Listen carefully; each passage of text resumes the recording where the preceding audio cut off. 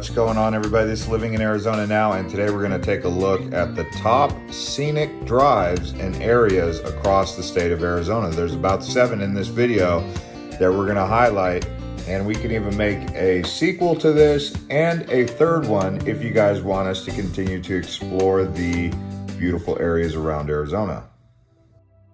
And if you enjoy videos like this, please do crush up the like button and subscribe to this channel if you're new here, and turn on the bell for notifications. So the first area that we're going to examine and explore here is Sunset Crater. This is on the east side of the San Francisco Peaks, Mount Humphreys.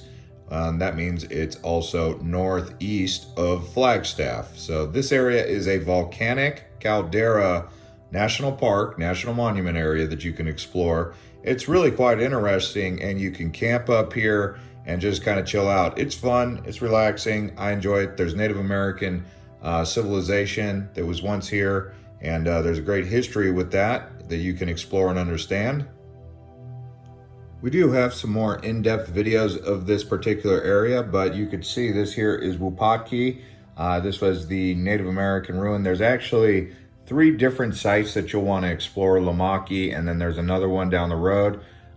Actually, if you continue to go beyond this, you go towards the Painted Desert, towards Page and the Navajo Reservation, and then about an hour up the road, even beyond that, is the Grand Canyon. And if you do enjoy these Native American sites like this, down the road from this particular place is another area called Walnut Canyon. So if you guys like Wupatki, go ahead and head down to Walnut Canyon, and if you want to really get even further into it, go a little bit further south than that by Wet Beaver Creek, you have Montezuma's Castle. So with it being at a higher elevation, being next to Flagstaff, it is going to be a bit cooler than Phoenix, which is a good thing in the summer, maybe not so good in the winter because it will have snow packed up here.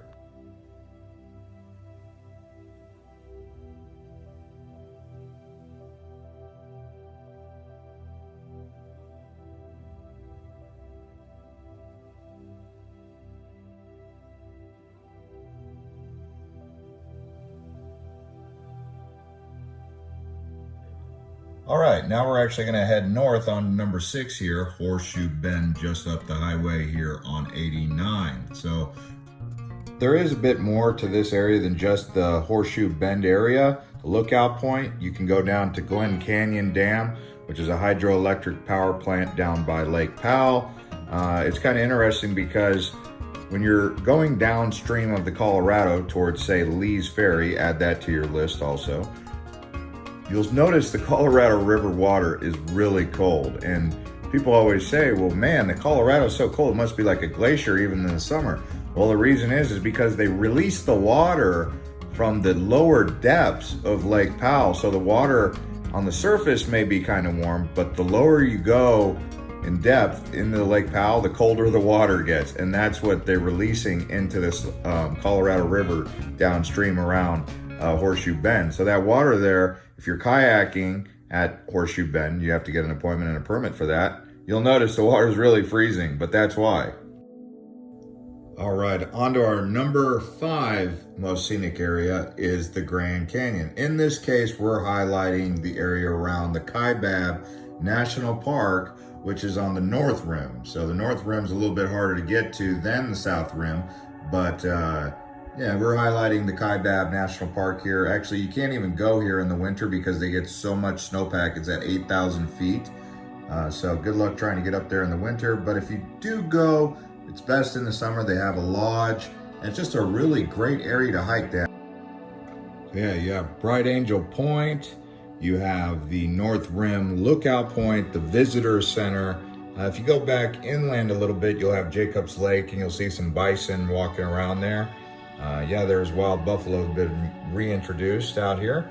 And also you have the Coconino Lookout Point, but just many vantage points along there with the Bright Angel Trail.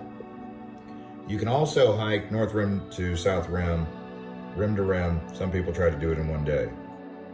They do have the cabins up here that you can rent, and they have views all over the Grand Canyon. You wake up there with your cup of coffee and even go down to the lodge have some cocoa, whatever you like, have a fire. But yeah, really a great place up here. You can see this lodge is tremendous.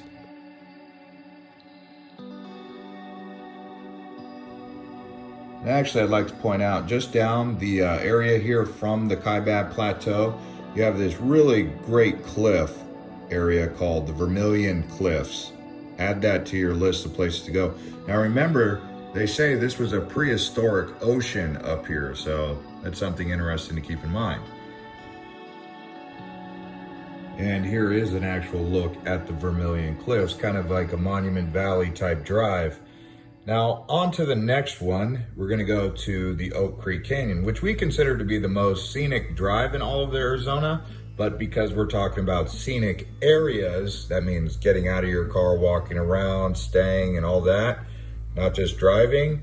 Oak Creek Canyon comes in here, and you can see this is a really beautiful area. It's just north of Sedona.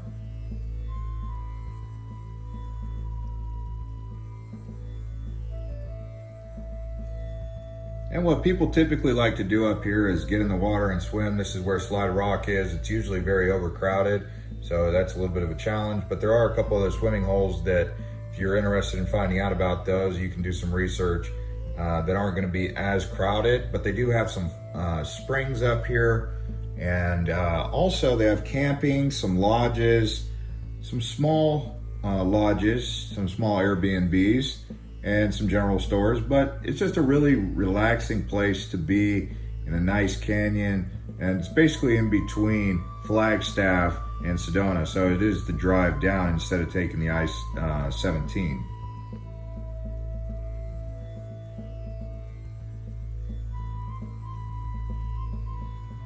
All right, so now we're gonna head down south to southern Arizona to an area known as Patagonia.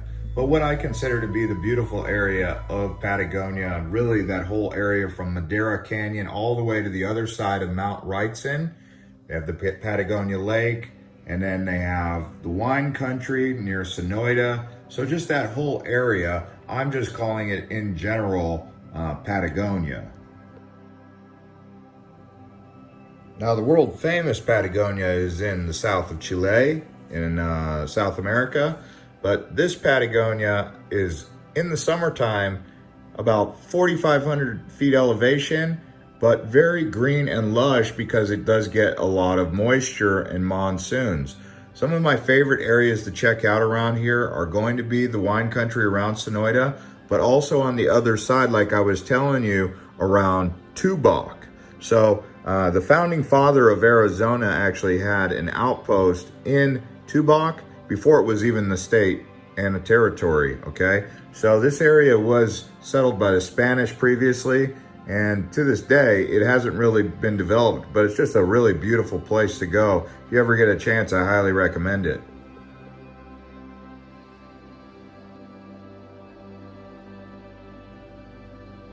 And this is just a look at Patagonia from the air of the town, okay? But there's more to it than just the town. We also have videos highlighting each and every single one of these places more in depth. If you just search our channel for those videos, you will find it. So if you wanted more information on Patagonia or any of these places, just search the channel. We have tons of videos about every single one of these places. So now we're gonna go up north again, not quite as far north as Phoenix, but we're going to Tucson, where Mount Lemmon is. Now this area did get scorched by some pretty intense wildfires, but at the very top of Mount Lemmon, you come to this beautiful town called Summer Haven. But just going up, you just get this majestic, beautiful high forest or high desert that turns into forest drive and view up to the summit of Mount Lemmon, which again is at 8,000 feet. And they do have aspen trees up there and a ski resort just north or past Summer Haven, the town.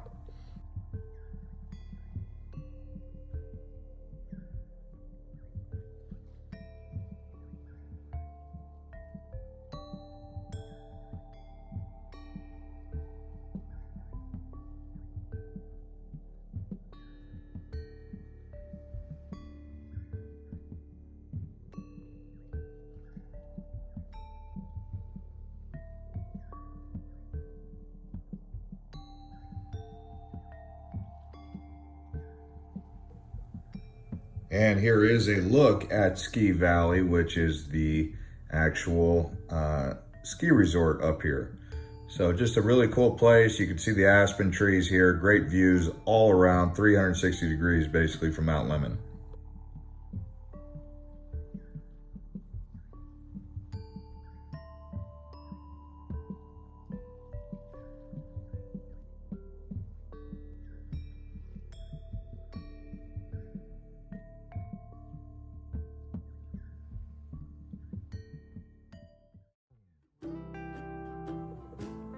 All right, now we're gonna head northeast to the second tallest mountain in all of Arizona, which is where Mount Baldy is, and the second best ski lodge area in Arizona behind Snow Bowl. This one is called Sunrise Ski Resort, and it's in the White Mountains, but this whole area of the White Mountains from Pine Top Lakeside all the way to Greer and a couple places in between, just really beautiful up here. I mentioned it in the previous video about the White Mountains. If you want to see the White Mountains in depth a little bit more, you can search the channel, just type in White Mountains, you'll find the video. I highly recommend you search and find that video because it is great. I'll also post some links at the end of this video to some of these other places. But the White Mountains, you know, 8,000 feet elevation, even higher if you go up on top of Mount Baldy. Not the Mount Baldy in California, there is a Mount Baldy out here in Arizona. There's also a lot of Native American reservations up here, so keep that in mind. You can't go to every place. But my favorite town up here is going to be Greer. It's just kind of a hidden gem. We are going to talk about that more in our next video about the best small towns in Arizona. I promised you guys we were gonna do a sequel. That's on its way. Anyways, guys, thanks for watching this video from the most scenic areas across the state of Arizona. There's so many different places. Let us know if you want a sequel and even a third one, because there are a lot of really cool places. We haven't even talked about Mingus Mountain, whole west side of Arizona, from Bullhead City on down to Yuma. We have to explore all that area. But thanks everyone for watching, crushing up the likes. Let us know in the comments where you're tuning in from. And as always, don't forget to like and subscribe to this channel and turn on the bell.